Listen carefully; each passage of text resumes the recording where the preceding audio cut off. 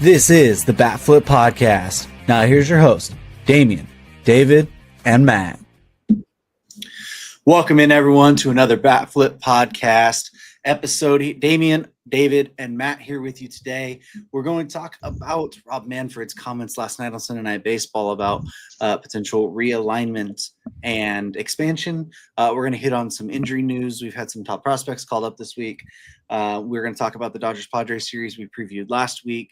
Recapping over that, and then maybe a little bit about the Ketel Marte situation that seems to be kind of coming to a head here recently after the trade deadline and what that future might potentially look like in the offseason. But before we get to all that, David, how are you doing this week? Doing pretty good. I had a car accident on Saturday. That's kind of bummed out the whole rest of the week. Not my fault. Somebody chucked it in reverse and backed up into me, but we're all good. Car is drivable, so I mean, it would work out. But we're hoping for, the insurance companies to actually come through for the, all the amount I'm paying them. So hopefully they actually come through for me one time. But other than that, I mean, it's been a miserable week for baseball specifically as well. The team ain't playing good. The vibes are bad. It's all rough up here in Chicagoland. How about you, Matt? Yeah, I've been pretty good. David, I didn't know Ricky Stenhouse was in Chicago this week. Apparently, right? Yeah, but yeah, I've been good. Finally had a week for the first time maybe this year, an enjoyable week of baseball for me. The Braves have won like 5 in a row, which is probably a bad thing at this point, but they're gonna lose in draft odds. But it's still fun to see them win, and some of the players, have some turnarounds. Michael Harris being the big one there, but yeah, it's been good. The lot to talk about today. It's gonna be interesting. College football starting soon. Might have something to do with that here at some point this week. We'll talk about that probably a little bit later. But yeah, everything's good. How are you, Damien? I'm doing all right. My team decided that they wanted to play bad for 6 weeks, lose a 9-game lead in the division, and then when they're like, hey, we finally lost first place, we're playing the team that's in first place, we should probably play good again. And then they went ahead and just did that, which we'll talk more about later. But it was refreshing to see. I watched a bunch of baseball over this past week. There were some really fun, interesting performances to really get to. So I had a really enjoyable week watching baseball. But like you said, there's a lot to look forward to. I got into some fantasy leagues. So my first drafts this weekend coming up. Actually got 2. Got into a dynasty league. So finally finished the dynasty draft, rookie draft, which is insane that it took 3 weeks. But hey, it's there. But yeah, it's been a lot of fun. And then, I thought we were going to have a nice, simple, easygoing episode. We could hit like 30, maybe 40 minutes and get out of here. And then Rob Manfred had to open his big old mouth last night on Sunday Night Baseball and throw a whole monkey wrench into this episode here. So if you guys weren't listening or weren't watching Sunday Night Baseball, I don't blame you because it's awful. But they were at the Little League World Series doing the Williamsport game there. And Manfred joined the ESPN crew, and they kind of just were talking about general stuff. And they asked him what's on the horizon, what's the future look like for Major League Baseball.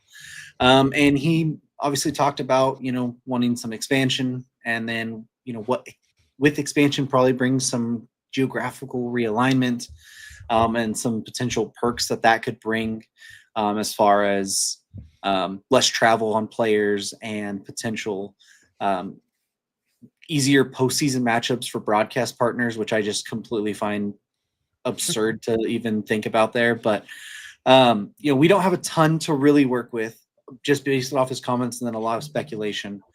But he did say that those teams obviously won't be playing by the time he's set to retire in January or February of 2029. I forget. I think it's January of 2029.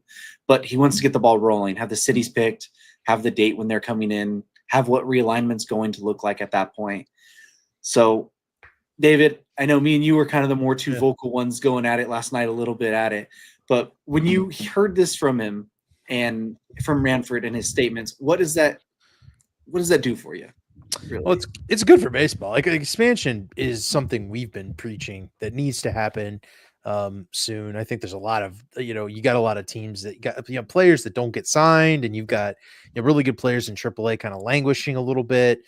it's time to expand. I think the talent pool is really vast right now for baseball. You've got legitimately good players playing in Japan, Korea, and those other countries right now. So Major League Baseball expanding it's a necessity rather than like a possibility at this point.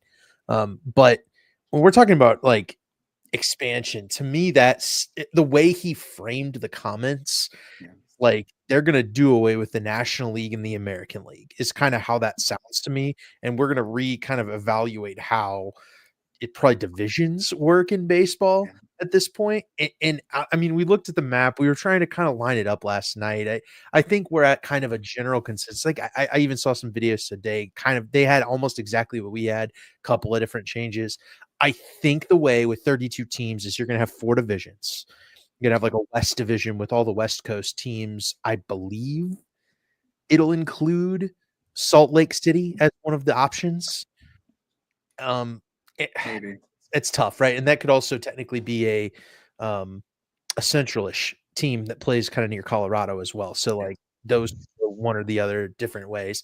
But then you'll have probably like a team with the Texas teams, the Missouri teams, probably the Chicago teams all together. That kind of makes a lot of sense. And then the Northeast teams, and then you could kind of have that kind of belt in the middle with the Florida teams, the Braves, Reds. Reds are in like the Reds are blacked out in Atlanta.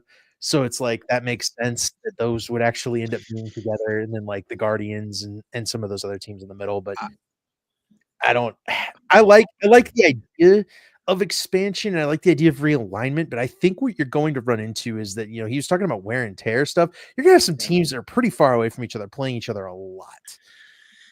Yeah, I think I'll let you get to it here in a second, Matt. But I just want to go right off to David's point. I think the whole thing of the wear and tear argument, I think it's so absurd to talk about having that and having to geographically realign it, because as me and you were talking about last night, Rob Manfred pushed 3 years ago that every team needs to play every team, so fans can be more accessible to players all around. Like there was a thing where the Dodgers didn't go to Fenway for like 8 years because they only played the Red Sox every 4 years or whatever, and one had to be in LA. So it took like that. And it's like if you're doing geographical realignments and you're talking about less wear and tear, that means you're going to be playing those division opponents more, and you're going to probably take away the ability to go to every market at least once every other year for your league. Damien, I'm with you on that, but I'll say that I think you could also do where right now you play 2 series against every other National League team that's not in your division, or American League if you're an American League team. So like, if you're in the National League East, you play 2 series against all the Central teams and all the West teams. But what they could do is they could make basically, if you're outside your division, you play 1 series a year against every team. Mm-hmm. And I think that's probably how they would do that. And then they would increase the number of division games after doing that. My biggest thing with this is I think it could work. I'm definitely in favor of the 2-team expansion. I think it's needed. I think Nashville needs a team. That's an exploding market. They really support their sports teams. The Predators have sold out like hundreds of games in a row, and they're a hockey team in the South. I mean, like you're talking about just an exploding population. And then Salt Lake City's interesting. There's the only weird thing about that is the TV market there. The city is definitely big enough, I think, to support it, but the TV market could be a problem. It's that, and do they also want another like high altitude Yeah. environment in Salt Lake baseball? City's not quite as high altitude as Coors would be. Well, it depends on where the ballpark is, but Right. it's not quite as high altitude as of Coors. But still, it could be. It will be high altitude. I think the lowest points in Salt Lake City are around 35 to 100 to 4,000 feet. So that'd be interesting. But yeah, I mean, I think the geographic thing is interesting. I think the biggest thing, they would need to keep the rivalries intact. Stuff like, Dodgers, Giants, Cubs, Cardinals. Honestly, it would be tough for the Braves because Braves, Phillies, Braves, Mets probably wouldn't happen that much anymore. There's just a lot of those types of rivalries that have been going on for years and years and years that you probably wouldn't see as much of anymore. But of course, we've seen realignment before where it took away rivalries. I mean, the Braves used to be in the same division as the Giants back in the day, and that was a big rivalry. And then that didn't even make sense that the Braves were in the West. But It was just kind of how it happened with Yeah. expansion and everything. So, Well, and it's going to be weird to see because there's really two different ways, like we were talking about. There's either 4 divisions with 8 teams per, or there's 8 divisions with 4 teams per, Yeah.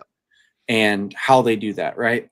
I think the biggest thing too that kind of alarmed me was him talking about the playoff series for our TV partners, because right now you can have Boston versus Anaheim, and that's really hard for our TV partners to set up that time slot because it's at 10 p.m. And I'm like, well, it doesn't matter if you have West Coast teams playing the playoffs; they're going to be at that late time slot already. And he wants to have 2 West Coast teams play it. well, I think Go I was ahead. gonna say that I think the problem with that is that like if you're a East Coast team, like say when the Braves have played the Dodgers in the playoffs several years over the last over the last 7 or 8 years, they played 3 or 4 times, right? And then what happens is you either have the Braves game being in the morning in LA, or you have the Dodgers home game being at like 9 p.m. start time in Atlanta. The problem is sometimes that crap happens.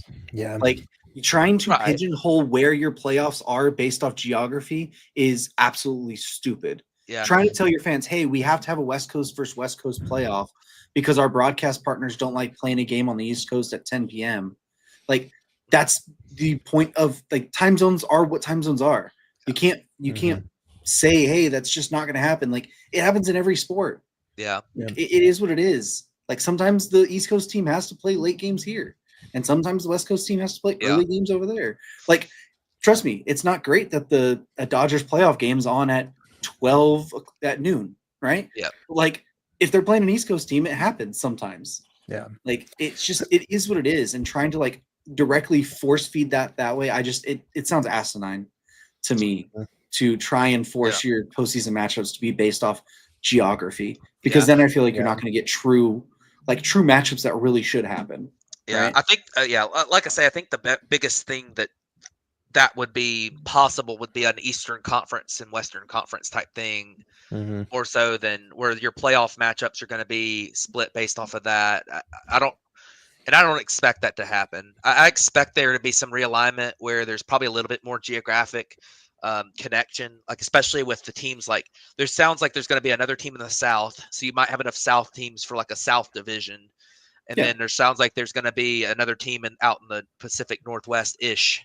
So you have another team out there, but yeah, I mean it really depends on how they plan on realigning the way, if it's 8 divisions or 4 divisions, and then where that team is, because I think we all know Nashville's getting one.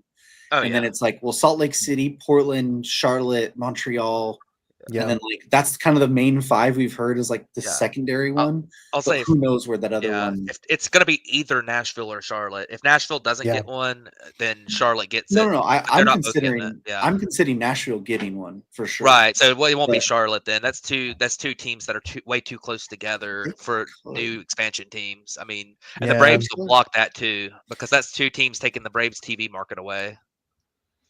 So I don't know that owners have to approve going away anyways. Right, but the owner, well, that's true. But the owners have to approve it. So I mean, I don't think that. I think the Braves would allow the Nashville team. I don't think they would be happy with the Charlotte team. Well, I think if the Braves are the further only ones, than I'm saying if the Braves are the only ones voting no, I don't think it really matters.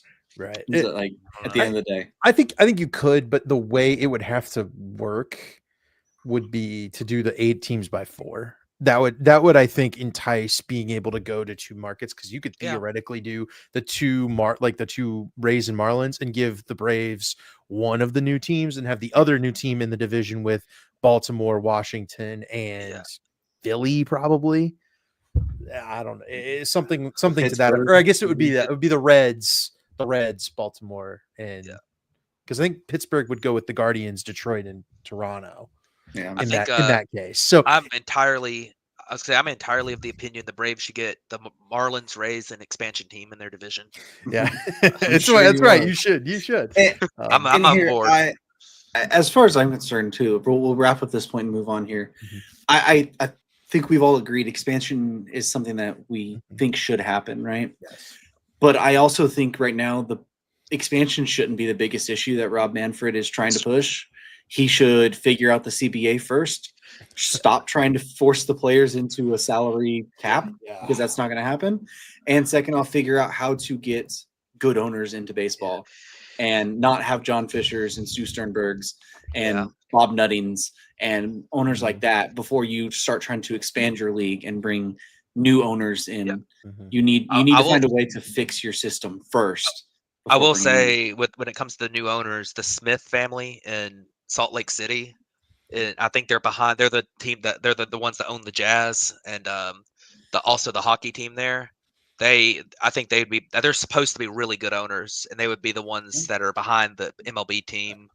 I'm sure every new team Yeah. will have good owners, Yeah. but the problem is you have crappy owners now. Oh, absolutely. I agree. I'm just saying you never know because I mean, you think about the expansion teams we've had over the last 30 years, what their ownerships looked like. The Rays, the Marlins, the Monfort. Rockies. Yeah, Yeah. it's like those ownership group. Now the Rays ownership group might just be broke. I don't know, but because they're not really in the news that often until now. But like the Marlins has been sold like 3 times, and they've had a history of terrible ownership. And then the Rockies are self-explanatory on how terrible their ownership's been. So, but it's going to be something to pay attention for in the future, Yep. because we're going to get this in the next like 3 years. The more information for sure. And one last little thing, I think that this could be used as some form of bargaining chip in CBA stuff too.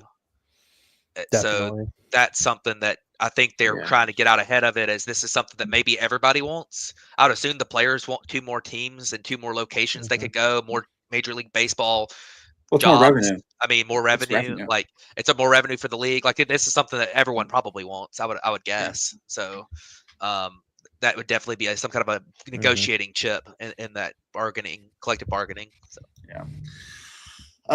So let's go over and talk about some injury news real quick, because we had some high-profile injuries happen over this past week. I would say probably the biggest one is Zach Wheeler. He ended up getting a blood clot, or finding a blood clot in his shoulder after having some heaviness in there. He went to the trainers and stuff. He ended up getting a surgery today. I'm trying to figure out what it was called, a thrombosis procedure. So it's basically injecting the blood thinners directly into the clot, rather through a catheter. Basically, he's going to be on blood thinners, which basically ends his season. There's I think you have to wait like 3 months before you can even. I think what I was reading through like MLB standards or whatever. So this is obviously a big blow. Zach Wheeler is one of the best pitchers in baseball, an ace for that Philadelphia Phillies staff. And his season basically ends just like that. Yeah. I wonder if this isn't the end of Zach Wheeler then. He's talked about not like the end of years. Like he's talked about like this is his last contract. He kind of wants to retire after this contract. If he's starting to get blood clots, like that's stuff you don't mess around with.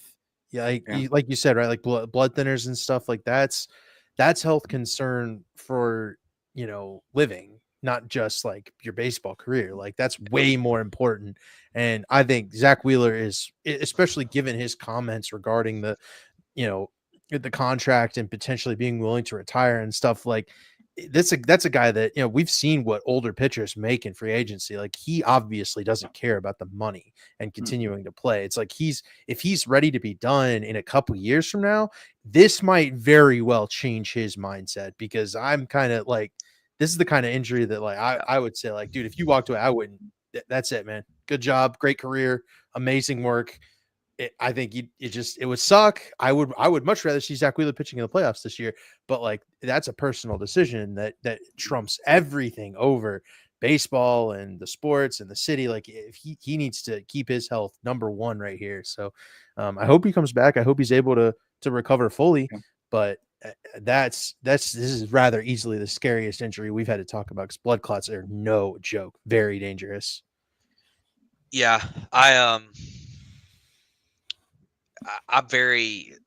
feel bad for him. This is a guy who's been an excellent pitcher. He dealt with a lot of injuries early in his career, and he's really turned into one of the guys who's durable and has pitched every game for the last several years that he's been asked to, and he's been awesome. and he was having a great year this year. He had started to struggle a little bit over his last 5 or 6 starts before the injury, and I'm wondering if it was related to this a little bit. But blood clots and thoracic outlet syndrome, which is I believe is the cause of this, or at least according to the ESPN article about it. That's stuff that really can derail pitchers' careers. I mean, we've seen it. That's like the Matt Harvey, Steven Strasburg injuries, and you know, I hate to say it, and of course, you never know how severe his specific case is. But you never know. But it's, you know, I'm with you, David. I don't know. It's possible that this is it for Zach Wheeler. I mean, and at least being an effective ace level pitcher. I really hate saying that, and I hope he bounces back because he's fun to watch. He's an awesome pitcher. He sounds like a great guy too. But it really does, this really is a very significant thing. And, obviously I hope that he's able to, get over this for his just general health as much as anything else, whether we see him pitch again or not. So, yeah. Wheeler's such a feisty competitor, though. I wouldn't put it past him to try everything to come back, to not let this be the end for him this way. I mean, I know he's 35, but I mean, like you said, the blood clots are serious enough. If the doctors recommend it, then they recommend it. But I just think the type of person Zach Wheeler has been recently, especially for this team, I feel like he's going to want to come back and be like, I'm not going out that way. Yeah. So hopefully he's able to get back to the Zach Wheeler we know, because don't you hate watching him face your team? But he's so fun to watch when he's not facing your team. So hope Wheeler has 100% recovery.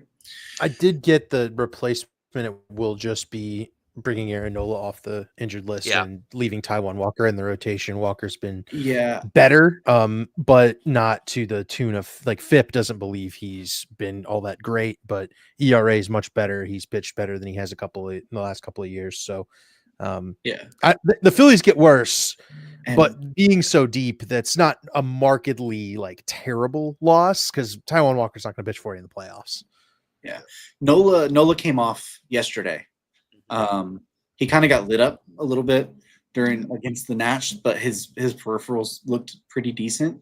So obviously his first start off the IL, long layoff, you never know. So and we also have to mention they do have Andrew Painter sitting there, right there in the minor leagues. If they need a starting pitcher, they can pull him up. But like you said, when they get to the playoffs, it's going to be Luzardo, Sanchez, Suarez, and then probably Nola anyways. Yeah, I'll say Andrew Painter has not been good in AAA this year. So he's got a This is his first season back since having a elbow. elbow. Exactly. So I don't know if they're going to want to rely on him. They'd probably rather just have Taijuan Walker have a 5 ERA than Andrew Painter, who has a 5.3 ERA in AAA, coming up and derailing himself. Because I think Andrew Painter, of course, is he's getting back into it. Yeah. Just worth mentioning. Yeah. So the other big major injury we had was Josh Hader went on the IL with left shoulder capsule strain. He's going to be out for the regular season. They said he could potentially come back for the playoffs as a 1 inning pitched only role. Left shoulder capsules can be very, very tricky. I know, especially because Clayton Kershaw dealt with one. He tried to pitch through. It didn't go very well. He ended up having to get surgery, and he was out. He got surgery in November, and he was out until almost the All-Star break the next year. I think into June at least.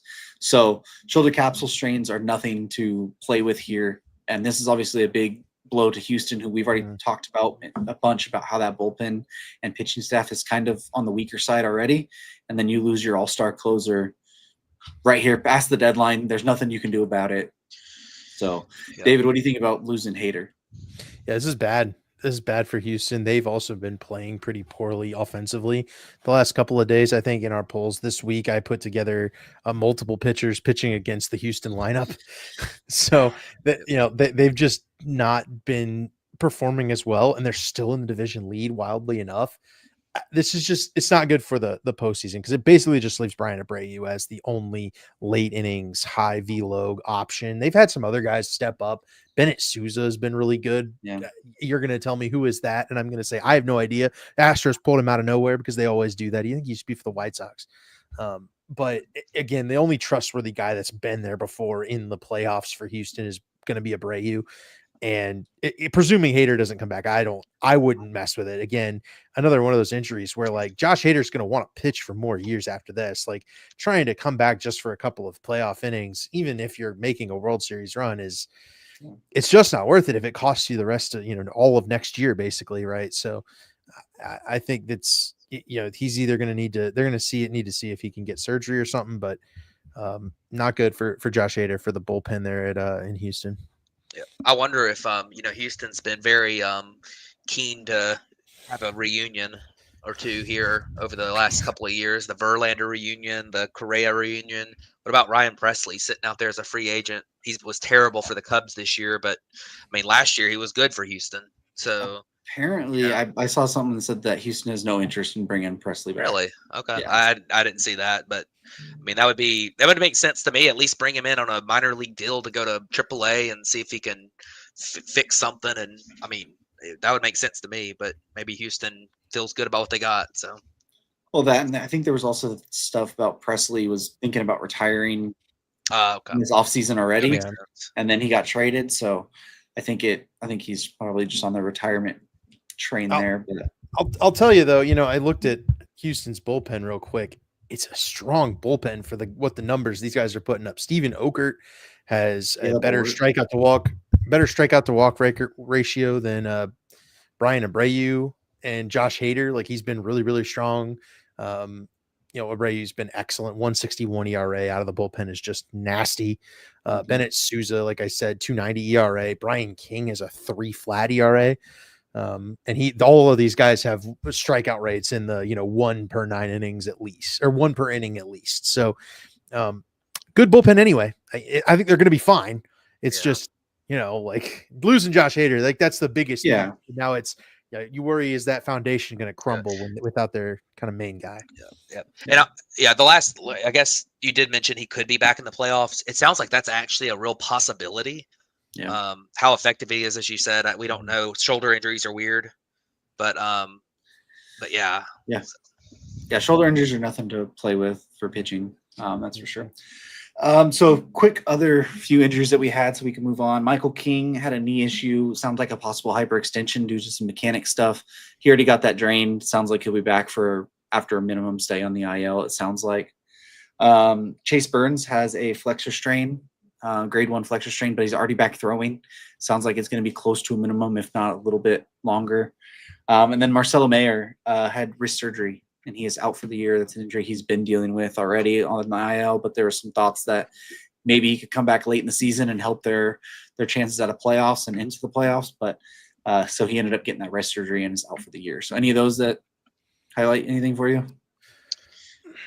I mean, the Reds are right there in the playoff hunt right now. I mean, they're just a game and a half back of the Mets. They've got a legitimate chance to make it. So getting a guy like Chase Burns back would be huge for them if he can be effective when he comes back. I am significantly concerned for Marcelo Meyer's development. Yeah. If I'm picking one of these guys, he played 44 games, struck out 30% of the time as a shortstop, hit 4 home runs and slugged 400, but played decent defense. But again, that's a young player, needs reps, needs experience. Missing experience is bad. And, as he's going to have to start up spring training next year, basically completely fresh. It's been going to be a long layoff. He probably won't be ready for opening day. He'll probably have to start in the minors, and a development path not being linear. Like we've talked about a number of times, it's up and down a lot. Tough for a guy like that to recover. Michael King's also a free agent at the end of the year, but they've also got, I think, like a player option on that deal that he signed last year. Kind of wondering if he doesn't. I mean, pitchers get so much in free agency now. I don't see there's any way he opts out, but he's been struggling since he came back the first time and then immediately went back on the IL. The free agency case for King is starting to get a little bit cloudy, in my opinion, where it's not obvious that he'll opt out. Yeah. I mean, it's for $15 million. So He'll get more than that. he'll get more than that, I feel like. And it's a mutual option with a 3.75 buyout. There's I just feel no like way. There's no way the Padres don't decline that. It's all about whether King does or not. maybe. I feel like the Padres might want to try and bring him back, especially since they're losing Cease. They know they're going to lose Cease. King worked with them on this contract, but it is worthy of watching. That's for sure. So while we're already on the Padres, let's just stick there and talk about the weekend series that we had in Los Angeles this last weekend.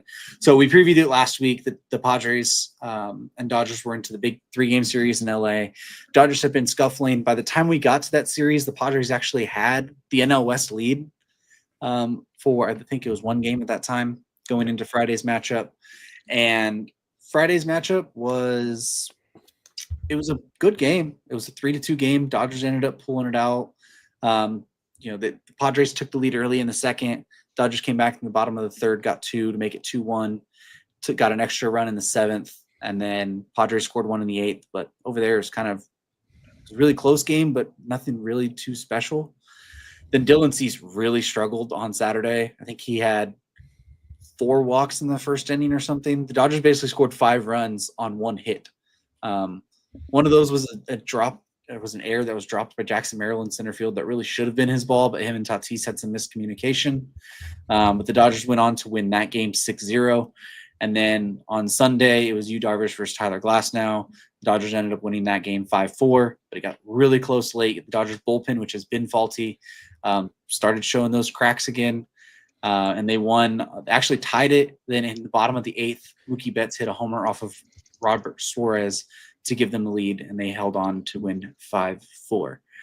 So I don't know if you guys got to watch the series, but if you did, were there any takeaways from this series? I didn't get a chance to watch much of it. I think, the Dodgers are still explosive, even though they've got their injuries. And I mean, Mookie Betts, as you mentioned, like I think I read earlier over the last 3 months, he has or 2 months, he has like a 62 WRC plus, but even so, he's still dangerous. I mean, you just feel like it's coming at some point with him because he's been so good for so long. I will say over the last 11 games, he has like a 153 WRC plus. So case in point, he's figuring it out. I mean, you knew it was going to happen at some point. He's too good. The drop off for an older player is not linear. It's linear. They don't necessarily just fall off a cliff all of a sudden. Like Mookie Betts, an MVP candidate last year, and now all of a sudden he's bad. Like that's not the way it works. He probably needed to make a few adjustments. He'll probably be fine, and you see it. I mean, when the Dodgers, they get a good series from Mookie Betts, and I mean Shohei's going to be Shohei, and they're fine. And the Padres, I think, just. I don't know. I mean, it's hard to take a lot away. It's not like this was a non-competitive series. I mean, it's close games, and the Dodgers are really good. The Padres are good too, and it's going to be close coming down the wire. I mean, it's still 2 games now. The deficit for the Padres. I mean, that's nothing. And there's a big series in San Diego this weekend. Last time they face each other this year, 3-game series in San Diego. So, Dylan Cease being bad again.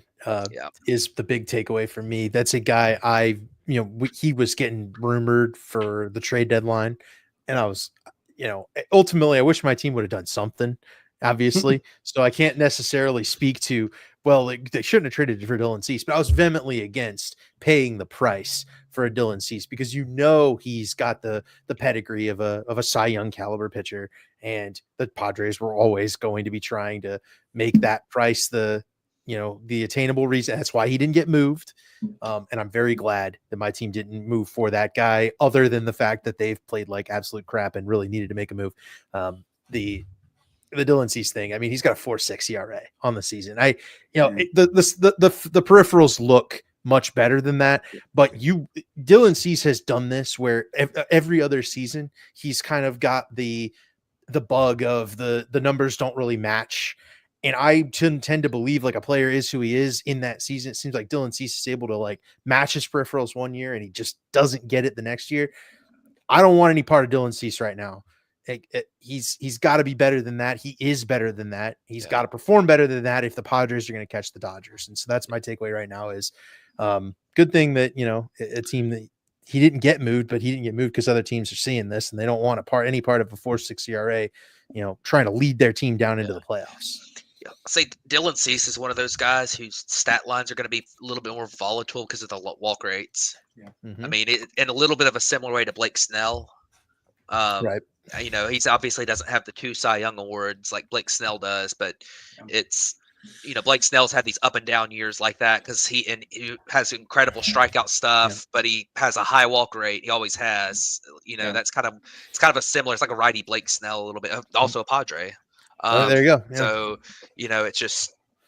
He'll figure it out. I mean, he's too good. His stuff is too good to not figure it out. And somebody's going to give him $250 million this offseason, and I'm going to be like, dude, all right, man. I like Cease a little bit more than both of you guys. Yeah. He has been one of the most reliable pitchers in baseball over the last 5 years as well. I mean, he's had 165 innings in every year since 2021. He's going to he's going to get over that this year, most likely. He's going to get you on average. I mean, he's a 3.8 ERA pitcher. I mean, I don't think we're talking about like a top level arm, but I still think he's a very good like 2 in a rotation. I think what Dylan Cease needs to do, and I think it's becoming very evident, is that he needs to find a third pitch. Yeah. He has a good slider and he has a good fastball, but he has nothing to play off the 2. You need either some sort of a changeup or you need something that goes the other way, sinker, something to just get yourself off of those 2 pitches. Because when he's not locating one, then you're basically just dialed in on the other pitch. Like he couldn't locate his fastball on Saturday. It was very evident. So Dodgers were just like, okay, you're going to throw fastball. We're just going to sit here. And then the sliders you are going to throw, 50% of them are going to be out of the zone already anyways, because you can't locate it, right? You need to play it off the zone. And I think he just needs to find some third pitch. I know he's been messing around with a curveball, but I think I don't think a curveball is the best pitch here. You need something else that plays off the fastball and slider. The curveball doesn't do that. That's why I think like a changeup or a sinker, something that kind of stays on that same plane for a little bit longer and goes away. I still think he's going to have a good free agency. I think teams aren't really as worried. I mean, we saw it with Blake Snell. Like, they're not really as worried about walk rate as we think. I don't think anyone else was giving him 180 besides the Dodgers, though. So, I mean, he had offers from teams for 180. Not for 180. He turned down 160 before the Dodgers. So another team offered him 160 at least. Yeah. So I think he's gonna have a better free agency than what we're thinking off, just based off looking at ERA wise at least. So, but yeah, I agree. He's got to figure something out for right now. They needed him big time. He kind of faltered. Yep. So they're gonna need Dylan Cease to pitch well, especially with the uncertainty around King. Darvish just came back. You've got a great season from Pivetta, but how long are you going to keep that up? Like, I don't know. The next series this weekend is going to matter a ton for how this division is going to wrap up. So let's stay in the NL West real quick, and let's go to talking about this Ketel Marte piece that kind of came out from, I think the first one was Nick, I don't know how to say his name, Paricio. He's one of the Diamondbacks beat reporters. And it kind of came out that, like, hey, it sounds like Marte is not the best fit in the clubhouse there in Arizona. It sounds like teams think he's a diva that asks for too many days off, that he doesn't, he's not a great teammate. He went on vacation after the All-Star game to the Dominican Republic and wasn't going to be back in time anyways. And then he found out that his house was robbed and he's like, I need more time off from that. And apparently that upset Diamondbacks players as well, thinking that was part of the reason why kind of hurt their momentum and they ended up selling at the deadline. Ketel Marte is a fantastic, fantastic player. I think he's one of the more underrated players in baseball. I mean, he's already has a 4-win season this year. He's over 150 homers now, which if you had told me that a couple years ago, I would say that's crazy. I never thought Ketel that of a power hitter, but he's turned himself into one. 36 homers last year. He's on pace for the 30 homers this year as well. 32 WAR already in his career. Like, he's playing fantastically. He's only 31 years old, going to be 32 before the start of next season. He's on a team-friendly contract too, around $15 million AAV. I would be shocked to see Arizona trade him during this offseason. But that seems to be a rumbling that he might be gone from this Arizona Diamondbacks team this offseason. Yeah, So Matt, what do you think? I think they'll figure it out. I think they'll that this you hear rumors like this every year around this time, and they almost always seem to figure it out. He's too good of a player. The Diamondbacks are not going to just trade him. I mean, I don't think that I mean, I don't think. A lot of times these clubhouse issues come up and they're overblown too. I mean, you did see the Red Sox trade Devers, so I mean that's something to kind of compare it to, I guess. But like I don't know. I feel like Ketel Marte is going to stay here. He's been here ever since his breakout in 2017, 2018. He's been with the Diamondbacks. He's been kind of the heart and soul of their team, and he's been on a National League champion team there. I'll be very surprised if they actually do move him. Now, you never know. I mean, there's obviously going to be a big time market for him if he is going to get moved, because there's nothing in his profile. He is 31. He's got a lot of money owed to him, but there's nothing in his profile right now that makes you think he's slowing down. So you've got at least another 2 or 3 really good years out of him probably. So I definitely think that Ketel Marte will be probably stay in Arizona after this year. My question would be, what kind of assholes are going to the press and going, the guy whose house got burgled is a jerk for taking time off? Like, dude, you take time off too if your house got broken into. Like, that's terrible, and that sucks. Like, I see things from Ketel's perspective a little bit there, and I'm not saying that just because I picked him as my dark horse MVP candidate this year. But like, seriously, it's like what Matt said. Like, this is something that they got to nip this in the bud right now. Like, I get it if he's not to asking for days off. Like, he's definitely played less games and had fewer plate appearances this year, but he also had the injury early in the season. He's also Arizona's like best or second best player right now. Like, if the Arizona team underperforming has not been the offense's fault, it's been all the pitching staff. Like, if you're trying to pin the successes or failures of this team on arguably their best offensive player, maybe their second best offensive player, because Geraldo Perdomo's been a defensive star. It's Marte and Corbin Carroll. Like, I can't get behind that at all. Yeah. I think if he gets traded, one, it would have to be for an absolute haul, where you're talking multiple major league pieces that make Arizona better in the near term anyway.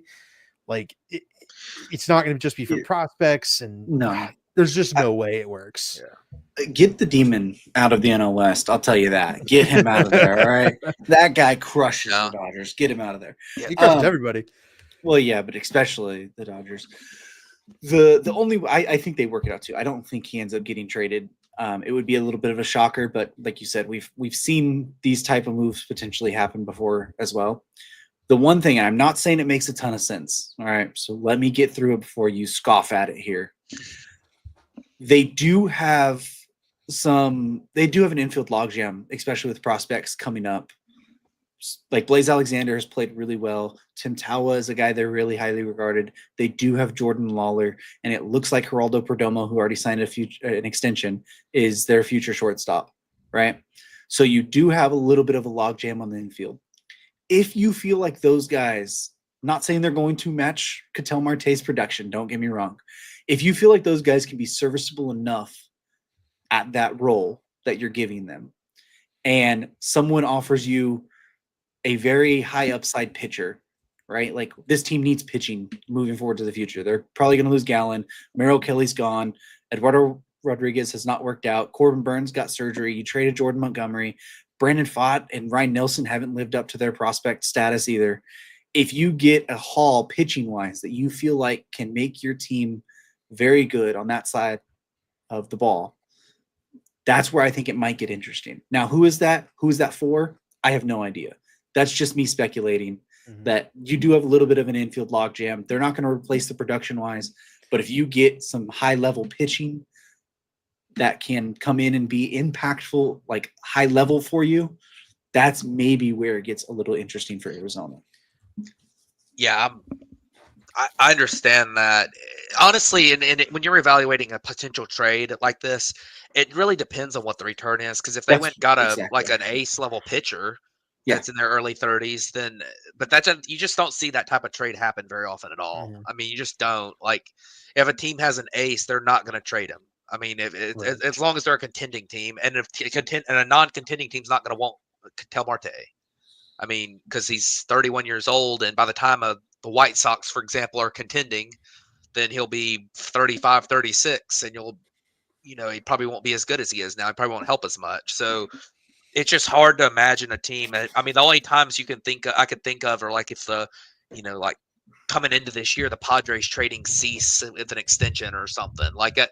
It's something like that would have to happen, and it's a lot to work out, and it's rare that happens. But you never know. I mean, as you mentioned, like the Diamondbacks, if they could use this to get major league pitching, Yeah. then I mean, I get it. Like that'd be a fine move. So Now, like not that this is going to happen, but like say the team that I immediately thought about who has a bunch of pitching depth right now is the Cincinnati Reds, right? If you can go get like an Andrew Abbott yeah, and someone else, another prospect pitching wise, maybe it's a Brett Lauder or something else that comes in and can be a pitcher for you, at least as a start. Does that make it interesting enough for you? I don't know, but that's where you're going to get to. it's more interesting than trading him for prospects. Yeah, no, Right. I don't think it's for Yeah. for prospects. It's going to be for major league pieces if it happens, for sure. It's it does. The Reds have the same logjam, right? It's a bunch of prospects with high pedigree who can't hit. Same as the Diamondbacks. Like Jordan Lawler's never been able to hit major league pitching. We have no idea if he can actually do it. Yeah. Like you can't trade Ketel Marte on the whimsy that maybe Jordan Lawler can actually hit major league pitching. I even though agree. he hasn't so far. Like you can't do it. I completely agree. That's why I don't think it happens, but it is kind of something interesting to speculate, especially with the reports out there right now. Okay, so let's move over to talking about top prospects that have been called up because we had a couple big ones. Samuel Basayo, top prospect. I think he's a top 5 prospect in baseball, if I'm not mistaken, for the Baltimore Orioles. Catcher, first base, kind of don't know where he's going to fit long term, especially with Adley there. But he was called up by the Baltimore Orioles. They also called up Dylan Beavers, who is a former first-round pick for them, I think at 33rd overall. Had been crushing in AAA with like a 152 WRC plus so far this year. And then another high-profile outfield prospect who should have probably got traded at the deadline, right, David? And Owen Casey got called up as well. And then they immediately benched him, which is great. I will take exactly 30 seconds to speak on this. Owen Casey came up and had great plate appearances versus Max Scherzer on Thursday. He was actually pretty awesome. Got to debut in Canada, which is his home country, which is again awesome. He grew up in the shadow of Rogers Center. Just fantastic for him. Ultimately didn't get his first hit until yesterday, I think, maybe today. One of the two. I think it was today. He got his first hit today. It was one of the 2 Cubs hits on the day today and getting shut out by Milwaukee, which just goes to show you exactly how it's been going. Kyle Tucker has the same number of home runs as Owen Casey had in his last week in AAA since before the All-Star break. So he needs some time off. They are finally going to give Kyle Tucker some time off, hopefully in starting Owen Casey and getting him some run. He's going to strike out a lot, but it's exciting that he's up and getting a chance since they held on to him at the deadline, even though he could have really helped some of these outfield star of teams, not a team that should have good outfielders like the Cubs, even though not only one playing good is Ian Happ, and everyone hates him for some reason. So I'm upset about it, but whatever. We're moving on from the Cubs because they're just worthless right now. I want to say real quick before we do, you don't even have to agree, you don't have to respond to it, but the amount of hate that Kyle Tucker is getting on social media from Cubs fans and Cubs fans booing him in Wrigley Field is absolutely insane for a guy who's still been as good this year as he's been, even though he's slumping for 2 months. The only time any booing was even remotely optional was when he didn't run out a ground ball, which I mean, Manny Machado got booed for that 40 times. It happens. But you move on. Stop doing that. He got booed 3 times today. and he hit. They were all balls in play that he did run out. Like it's still stupid. Yeah. Like, let's Yeah. get Now it's stupid. I mean, It went from warranted to stupid really fast. even then, it was a 2-hopper to first base. I don't care. Like whatever. Anyways, we can move on from that. Kyle Tucker has as many home runs as I do this month. Right. Basayo hit a double tonight and scored a run. So I think that guy's going to be a really star good. hitter. I just don't think he's going to be a catcher, and I think his place on prospect ranks keeps getting inflated because people keep thinking he's going to be a catcher, but other hitters that are former catchers that are not going to be catchers never get ranked that high. But I think Basayo will probably be the best of that group. Top 5 prospect is a little generous for a DH, isn't it? I think they're going to try him at catcher for a little bit. I was going to say, but he probably ends at first base long term. Yeah, my opinion on Basayo is this is an interesting timing because remember at the trade deadline when we talked a little bit about the offseason for the Orioles and just the Adley Rutschman. Like, I mean, they need to be trying Basayo at catcher just to give him an option. I mean, if he does well and seems to be developing and stuff, I mean, there's, you never know what might happen there. I mean, because they need to improve their team, and I think that having a surplus of catchers is a good way to do that. So, but it'll be interesting to see how Basayo does, and just a note on Casey, I think he reminds me a little bit of David. Tell me if I'm wrong. This profile reminds me a little bit of Kyle Schwarber as a batter, at the plate. High strikeouts, lots of walks, power. You know who he reminds me of that's really recent is Kyle Stowers. So Stowers being able to take that big step this season is something that I think is down the road for Owen Casey, but I don't think it's now. So it's a high risk, high reward. It's a high risk, high reward profile. He strikes out a ton. I mean, in his entire AAA, 2 years of AAA, his strikeout rate's over 28%. I mean, that's going to be difficult to. It's almost always trended down as the season's gone on. Like you start the season with like a 50%, he'll bring it down to 25 by the end of the season. It's kind of how it's been each of his times there. But Casey's going to strike out a lot. Just bottom line. Yeah. So it'll be interesting. And then you mentioned Beavers. I don't know.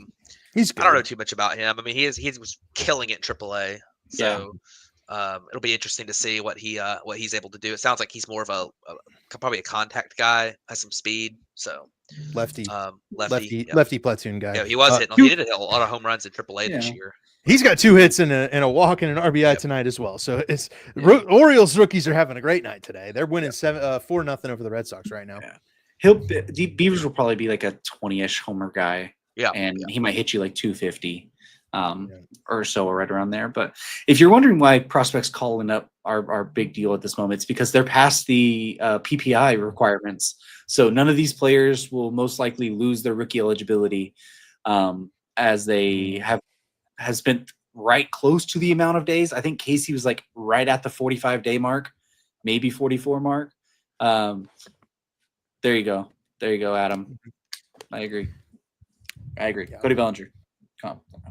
I would definitely take some Cody Bellinger seasons out of Owen Casey, like Cubs Cody Bellinger seasons. But also they're past right now most teams have like in the 30-ish game mark, a little bit more than that remaining. So they won't hit the 130 plate appearances thing if they average 3 per game. I think when I did the math on the day Basayo got called up, it was like 117 if he averaged 3 at-bats for every game they had. So it'll be close, but that's why they could still get the incentives from if they win Rookie of the Year next year with that. Yep. So before we wrap up, let's do Player of the Day, Player of the Week. Yeah, Player of the Week. We haven't even discussed it, but first day would have been Monday, the 11th of last week. Zach Neto won with 119 votes. The Angels fans love joining in and popping huge vote totals on Zach Neto for sure. Then you've got Jacob Marcy won the 12th for the Marlins with a really big offensive day. Jose Ramirez got the 13th in a tiebreaker with Jacob Lopez. We had talked about Jacob Lopez last week. Matthew Boyd won the 14th in kind of one of those mediocre days. We need to decide who won the 15th between Brandon Young and Christian Yelich. We got some additional votes and they tied. So one of Christian Yelich or Brandon Young won Friday, August 15th. And then Justin Verlander won Saturday the 16th. And Andrew Abbott is going to win yesterday's vote for the 17th. So first of all, who do you guys think between Christian Yelich and Brandon Young do we declare for Friday? And then we'll go Say with Christian Yelich. all right, Christian Yelich wins Friday. Who is your player of the week, Damien? It's a very good question that I don't have an answer for. I think you do have an answer. We literally talked about it before the show started. And I already completely forgot. I said his name just 2 minutes ago. Jacob Marcy was the guy that you were going to vote for. Yeah, Jacob Marcy. That's right. I had to get to the list to remember what I was at. Yeah, he's been an absolute superstar. I picked him up in fantasy last week. So yeah, Jacob Marcy for sure. Matt, you got? It's a tough one. I do want to shout out. This is Andrew Abbott's second win this year. Yep. Last time he won, he got me like $300 because I had prize picks. Yeah, I remember that was cool. But he's also the only one to somehow take care of the Brewers. So, but I don't know. I kind of want to go with Verlander. How many more times are we going to get to say Verlander was player of the week? He had a great game on Saturday. Like, it was great. Yeah. It was vintage. It was a really, and I just got to see vintage Verlander throwing 98 the other day. I got to go Verlander, give him a chance, give him a shout. We'll give him a player of the week. Maybe Jacob Marcy's able to keep it going. The way he's been going, it was between Marcy and Verlander for me. Yep. I didn't think Verlander would even get nominated. I would have nominated him myself. Yep. But let me say that Verlander has been like way better than he was last year too, by the way. Pitching for the Giants got it. Yeah, he hasn't been bad. He's got a sub-4 FIP. Yeah, when his name started getting floated around there at the trade deadline, I was all for my team going out and getting him, and obviously them going out again. Them getting anybody would have been useful, but ultimately, Justin Verlander pitching still for the Giants and still pitching pretty good. 398 the other week, 7 shutout innings on Saturday, and that'll knock him down a Player of the Week award, his first. I will note Jacob Marcy was the runner-up. How much does Ben Verlander being his brother knock him down a pedestal? Should we take Player of the Day away for that? Almost. Okay, but I want to get behind Verlander. Like you said, he's been vintage Verlander, so it's hard to go against that. Cool. So everyone, don't forget to like, comment, subscribe. Definitely subscribe to the channel right now because we are going to be bringing you a college football episode this week. We are going to drop it on Thursday, previewing week 0. We're going to cover all of the big conferences. We'll have SEC, we'll have ACC, we'll have Big 10, Big 12. Who counts that? But we're going to have someone who doesn't even have a conference joining us as well. So that guy's a loser. I'll tell you that. But we made the change to entertainment. We want to branch out a little bit. So we're going to, stop the midweek baseball videos for a little bit right now. We're in a little lull period. We'll pick them up in the off season a little bit, but it's football season. We are all big football fans and we want to try something else new on the channel. So be sure to subscribe, tune into those. Let us know if you like them. And what else you would like to see us do, either college related, NFL related, fantasy related. We're willing to talk about any of that. We just want to know what you guys think and what you guys enjoy. So make sure to subscribe here and check out that video on Thursday because it's going to be really fun for us to talk about, and we hope that you enjoy it. So anything you guys want to say on that real quick? We're into the Thursday show. All right, get these guys out of here. Thank you guys for tuning into this episode. Don't forget to like, comment, subscribe, and we'll catch you guys back next Monday with another podcast.